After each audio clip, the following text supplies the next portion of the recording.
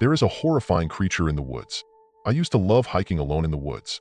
There's something about the solitude, the quiet that wraps around you like a blanket, the feeling of being connected to nature. I've been doing it for years, taking long treks through the dense forest near my home, not far from the old logging trails. I knew those woods like the back of my hand, and the thought that something could be lurking out there never crossed my mind, until it did. It started innocently enough, like most of these things do.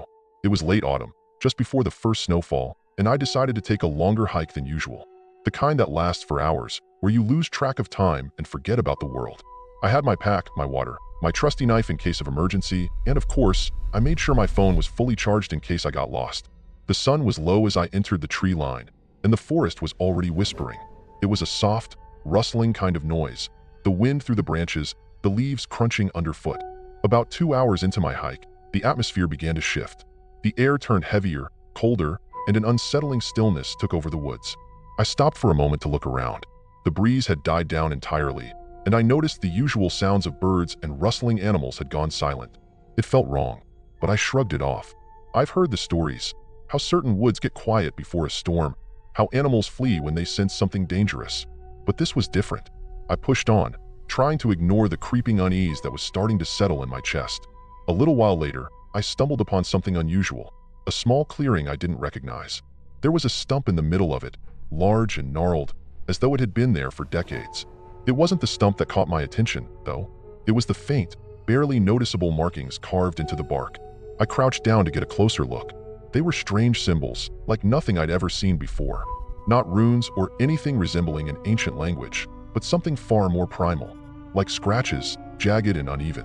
There was something about them that sent a shiver up my spine, like they were not meant to be seen, or that they were warning me to leave. I quickly stood up, brushing dirt from my hands, and looked around the clearing again. That's when I noticed something else, fresh tracks in the mud. At first, I thought they were from some animal, maybe a bear or a large deer.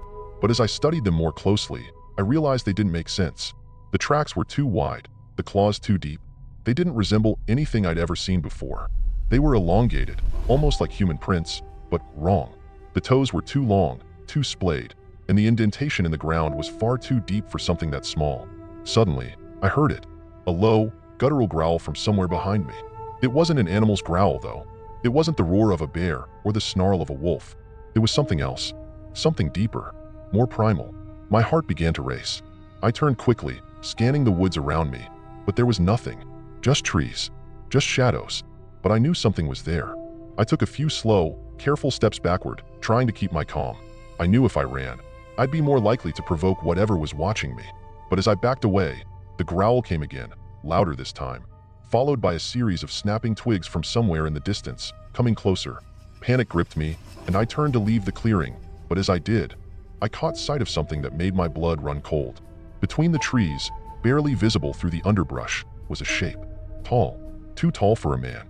Its body was unnaturally long, with limbs that seemed to stretch and bend in ways that shouldn't have been possible.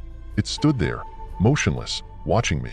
Its skin was a pale grayish color, almost translucent, and it had no eyes, just dark pits where they should have been. I couldn't move. Fear locked my legs in place. Then it stepped forward, its feet making no sound on the forest floor. The way it moved was wrong. There was a fluidity to it, like it wasn't walking so much as sliding, its body barely bending as it closed the distance between us. I backed up slowly, heart pounding, trying to make sense of what I was seeing. This thing, it didn't belong in the woods. It didn't belong anywhere. I turned and ran. My legs felt like lead, my breath coming in sharp gasps, but I didn't dare look behind me. The growl had turned into something worse, a rasping, wheezing sound that seemed to echo through the trees. It was gaining on me. I stumbled through the underbrush, branches slapping my face, but I didn't dare stop. My mind was a mess of panic and confusion. What was that thing?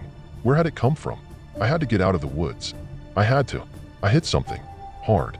My body collided with a tree, sending a shock through my ribs. I gasped, trying to catch my breath, and that's when I heard it. The thing was right behind me. I whipped around, prepared to face it, but what I saw stopped me cold. It wasn't there. I looked left and right, desperate to see some sign of it, but the woods were silent once more. The growl was gone. The rasping breath was gone. The creature, whatever it was gone. I stood there for what felt like an eternity, my mind racing. Had I imagined it? Had the fear gotten to me? But deep down, I knew it was real. I knew it had been real.